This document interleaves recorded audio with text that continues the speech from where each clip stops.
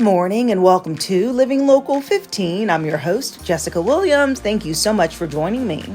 First up, I am taking you inside of ForMotion Clinic to learn about Ryan's story. He lost his lower leg and had to get a prosthetic, and today he's going to share about that journey and we'll talk to his clinician. And then Judge Andrew Williams joins me in studio to discuss the Indiana Mental Health Summit that's taking place this weekend. You don't want to miss it. That and more happening now.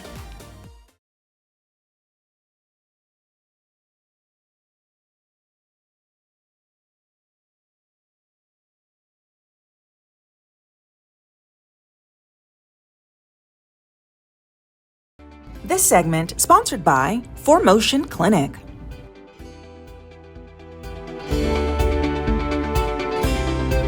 I am here at ForMotion Clinic, formerly SRT Prosthetics and Orthotics, and today we're going to hear a testimony from Ryan, who is a lower leg amputee, and also the team member that helped him on his journey. Are you ready? Let's get started.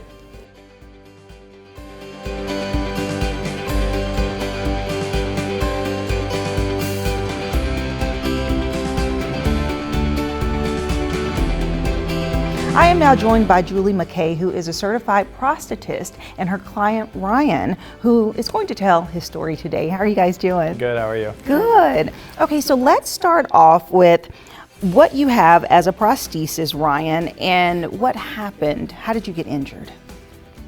Well, I'm a below the knee amputee. Luckily, I still have my knee. My foot, I believe is called a tear. Yes. Tear. So it has the nice blade on it, which is awesome. It helps me be able to be active and everything still. Before I lost my foot, I was a motorcycle rider. I lost it in a motorcycle accident here locally in town.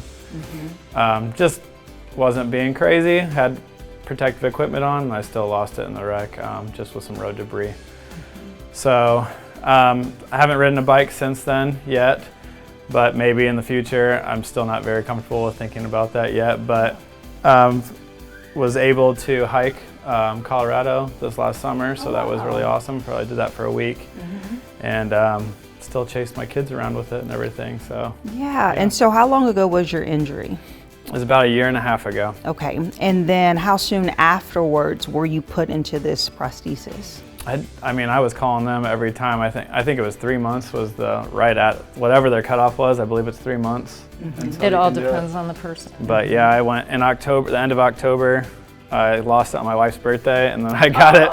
I got it during Christmas break that year. So about 2 months after that, I was already into my socket. Okay, so now each birthday is a celebration of your new leg, right, with her? Yep. And so, Julie, let's talk about Ryan's process with the prosthesis, because I understand that he has gone through a couple of different versions. Right, when you're a new amputee, your leg is kind of swollen and is healing still, and the muscles need to atrophy.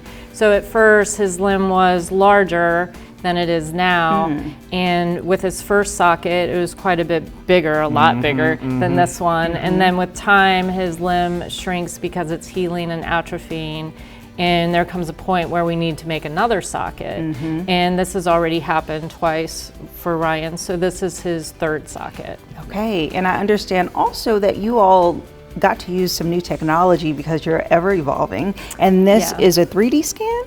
Yeah, so he was actually one of our demo patients where we take a scanner and we scanned his limb. Well, we write marks all over it and then scan his limb and then download that picture into the computer, and then we can modify the scan as we want so that his socket will fit as well as we want it to. And then we shoot that over to a 3D printer that's in another state, and they 3D print it out and send it back to us, and then we fit it on him. So it saves a lot of time as compared to old school where we would use plaster cast and wrap it up, fill the plaster cast with plaster of Paris and modify it and do all of that here. And it's also extremely accurate, so we're pretty excited about bringing that on board full time soon. Yeah. And I would love, Ryan, to understand just a little bit about your mental and emotional journey through this, because when this happened, did you immediately know, okay, there is a solution? Was there a moment to think about it, process it? Can you kind of help us understand? Yeah, right after my injury, I wasn't told it was a life-threatening injury. The chaplain had told my wife and my family in there, so they were kind of a little aware of it. And actually the day that they told me they were going to have to either take it or fuse all my bones together, and I wouldn't be able to do anything and be active like I wanted to be. So they had a representative from here, actually a prosthetist, that he came in to talk to me before I even lost my limb. And in the beginning, I wasn't ready to talk to him. I had no idea I was losing my limb, and then once I knew, I wanted him in there. He left a pamphlet of these really cool, I'm a guy that's into cars and bikes and stuff like that, so I saw these cool carbon fiber legs. I was like, okay, if I'm getting anything, I want that. I want what that is. So my surgeon helped explain, if we take your limb, you'll be back walking within a year, hopefully, with how active I am. And if I don't take it, it's going to be years of surgeries, and you're probably not going to have an ankle ever again anyway.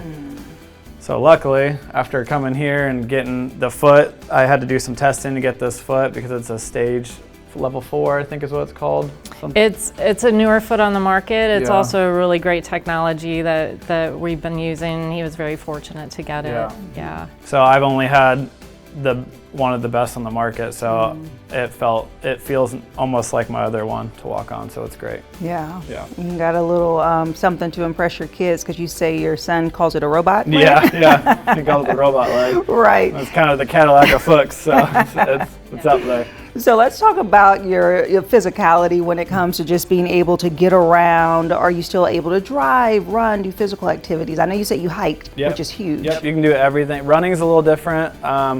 It's harder to run right now until I need to talk to her about getting a running blade now, because trying to run on this isn't the same. I still play basketball. I just played with my family a couple weeks ago. Played with my son last week. I was hunting for mushrooms out in the woods with him this week, so it really hasn't slowed me down much. I do have to take it off before I go to bed. You can't sleep in them. Take it off when you're bathing, stuff like that. But other than that, I have it on all day and I don't take it off. So in the beginning, if there's any new people watching this, you'll be taking it off a couple of times, but there is an end in sight. And I mean, I'm only a year and a half in and I'm wearing it 12, 14 hours a day. Wow. And it's starting just to feel natural. It feels like my leg. I can feel a difference. I feel like I'm touching my toes and I feel like I'm touching my heel just by doing that. Yeah, the nerves are still in there. Oh my goodness. I mean, when you walked in, I was like, I had to remember that you had a prosthesis, because you were just walking normal and it just looked great. Thank you. Yes. And so Julie, can you talk to me a little bit about the journey with working with Ryan, because really this is a lifetime relationship, right? I mean, you started off being there at the very beginning and will carry him through for the rest of his life. Well, I'm a bit older than him, so I'll probably hand him off to someone at some point. But I wasn't his first prosthetist either. I mean, someone else left. But yeah, it's a lifetime thing. I mean, we get to know each other, and if he needs adjustments, he comes in. If he needs a new socket, if he needs supplies, it's not a one and done thing. This is a lifetime thing for sure. Yeah, and you've been in the industry for almost 30 years. 26, yep. 26, yeah, okay. That's a long time. That's a long time. Yeah. I mean, a lot of education and experience. So I'm just curious on your side, what do you think about the changes in the evolution in the technology? The technology is phenomenal. Like, this foot is amazing. All the microprocessor knees on the market right now are amazing. Unfortunately, we have some battles with insurance to get things for people. But yeah, I love all the new technology. It's amazing. Yeah, it's great. And it's hard to keep up on it too. Right. Yeah. In the beginning, there were a couple knees that I need to know how to use, and now you saw earlier, there's so many different knees that you have to figure out how to use, and feet. And yeah, but it's amazing. I love that. And lastly, Ryan, I'll just ask for words of encouragement, just that you would share with someone who may be in the earlier stages and trying to figure out if they can deal with a lost limb, and just how you've been able to keep your mental capacity through it all. Yeah, so just knowing the technology, like you guys just spoke about, technology is there. You will be able to get back to pretty close to where you were. I mean, I'm probably 90-95% to where I was. I ran before, I rode bikes all the time, bicycles and motorcycles, and it's possible. Just getting through the first few months, that first year is going to be a journey. It's going to be a journey, but getting through it, I'm so glad I just pushed myself through it the whole way, because now I'm only over a year and I'm back to doing everything already. So, I mean, when I did the hiking trip in Colorado was in the end of May to June of this past year. So it was only 8 or 9 months in. Wow. So it's possible.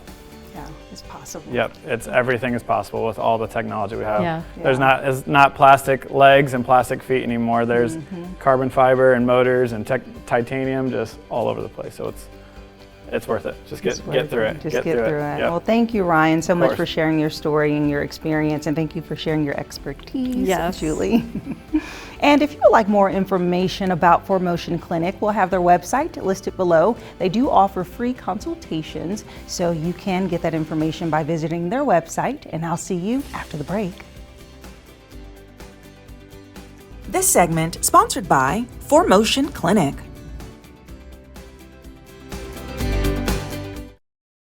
Have an idea for the show?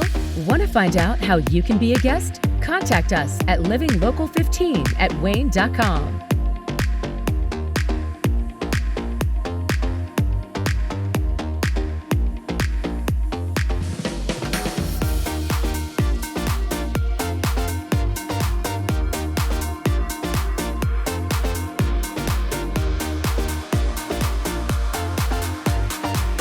Enjoy fun in the sun on Living Local 15. Become a tourist in your own city. Visit your favorite spots and have some fun with me. From kayaking to rappelling off a building, I show you ways to have an adventure in Northeast Indiana every weekday morning at 9 on WANE 15. So join me, Jessica Williams, for Living Local 15. Watch Living Local 15 with Jessica Williams weekdays at 9 on WANE 15 and catch past episodes on wayne.com.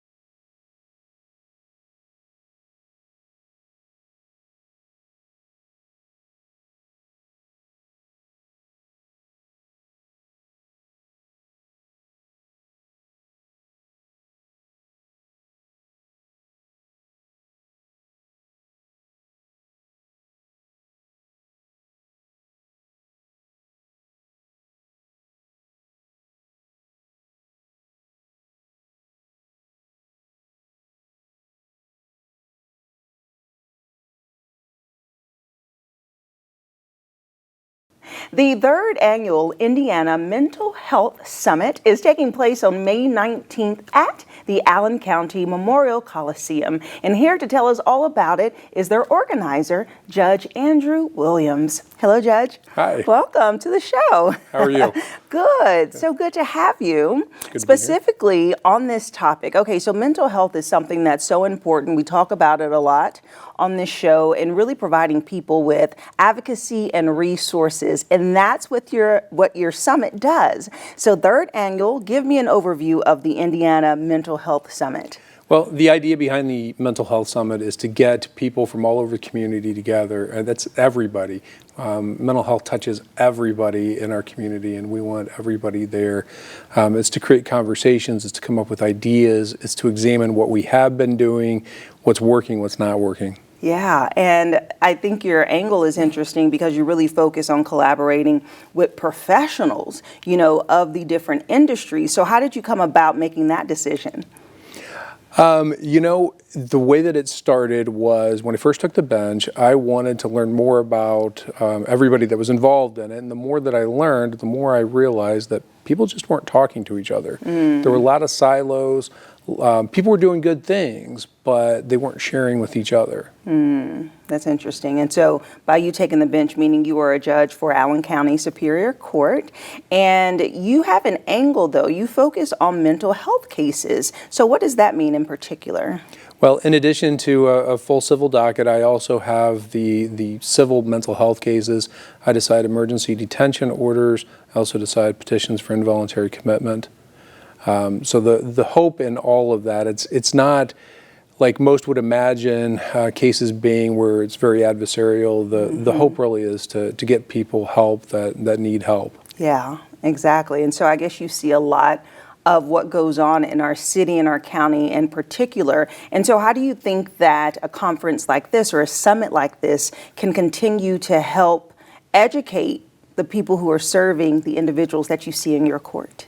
Well, I think that the biggest thing in all of this is to get people to talk and let people know that their viewpoints are important. We want everybody to have input because nobody has the answers. Yeah. Nobody has the answers to this, and the more people that we can bring together and talk and listen, the more likely we are to come up with solutions that hopefully will help those that are really in need in our community and decrease the number of filings that we have in mental health cases. Right.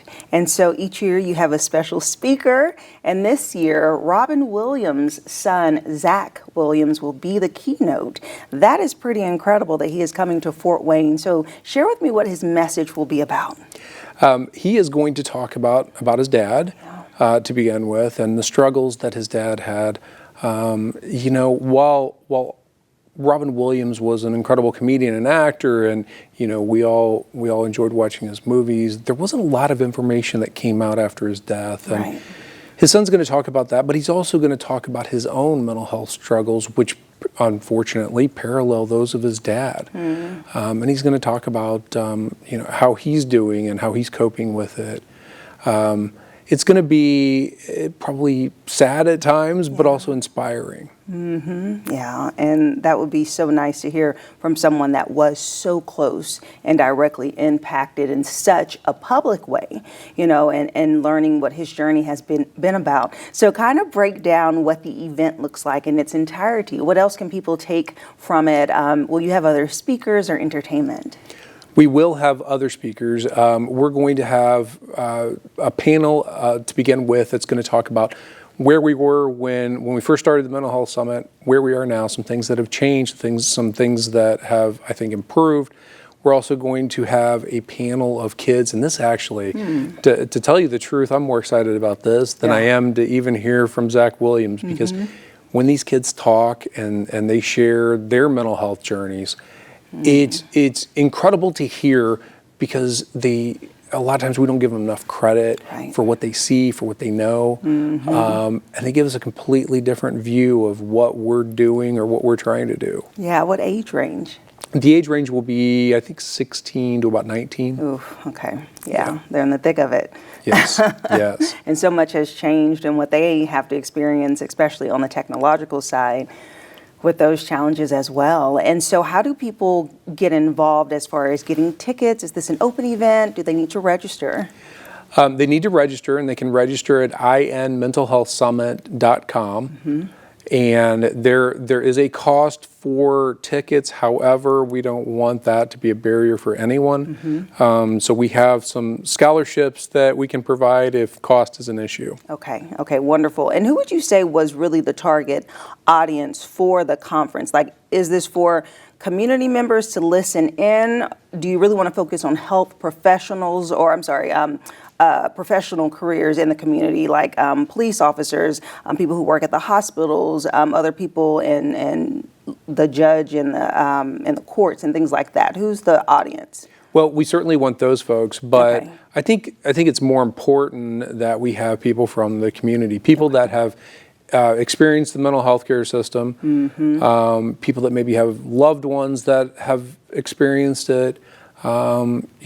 It really does touch all of us. I mean, you probably can't sit here for any period of time and think about it, not come up with a name of somebody that you know that's had a mental health crisis. And those are the folks that we really want to have there. We also would like to have more folks from the faith community. We've tried in the past to encourage them to come, but we still want more. We've got a lot of pastors that have committed to coming and being part of this. And by the way, we have breakout sessions in the afternoon. One of the breakout tracks will be the role of faith in mental health treatment. We're also going to have a veterans track. We'll have a track related to adolescents, and it's going to be an all-day event. And again, it's for everybody. Yeah. Well, wonderful. Thank you so much, Judge Williams, for coming in and talking about your event and for the work that you're doing. Thank you for having me. Yes. And if you would like more information about the Indiana Mental Health Summit, we'll have their website listed below. As he said, it's time to get registered. This is taking place on May 19th. It's a Tuesday. It's an all-day event. If you go to their website, they break down what all you can enjoy. So get your tickets today, and I'll see you after the break. Follow us on social media at Living Local 15.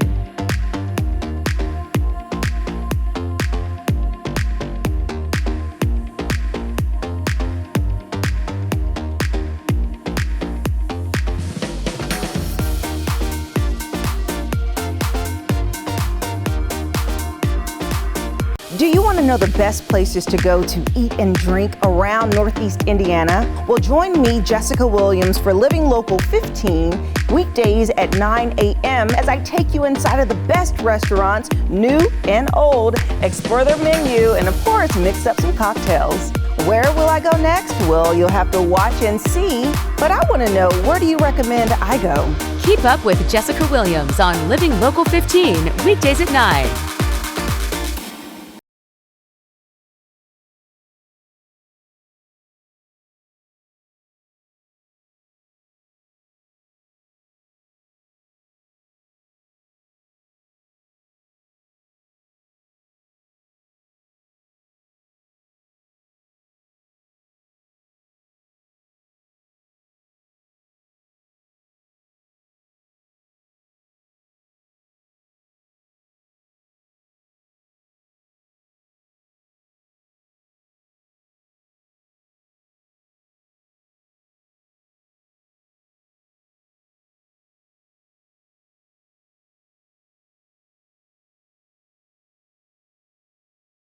Hi, I'm Jessica Williams, host of Living Local 15, covering food, fashion, and everything fun in Northeast Indiana. Watch weekday mornings at 9 as we explore the community and I introduce you to some of my new favorite places. Where will I go next? Well, you'll have to watch and see, but I want to know, where do you recommend I go? Watch Living Local 15 with Jessica Williams, weekdays at 9 on Wayne 15, and catch past episodes on WANE.com. Living Local 15, proudly driven by the Kelly Automotive Group.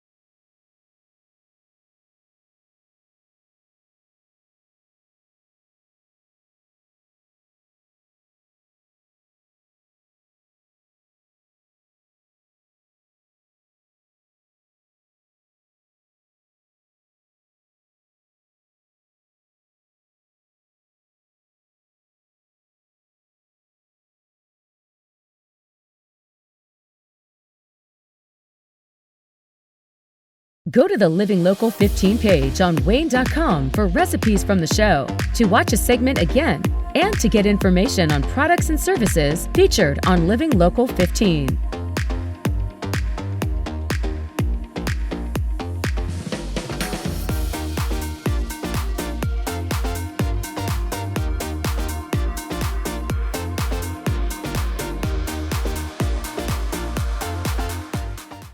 Content segments during today's Living Local 15 were paid for by these sponsors.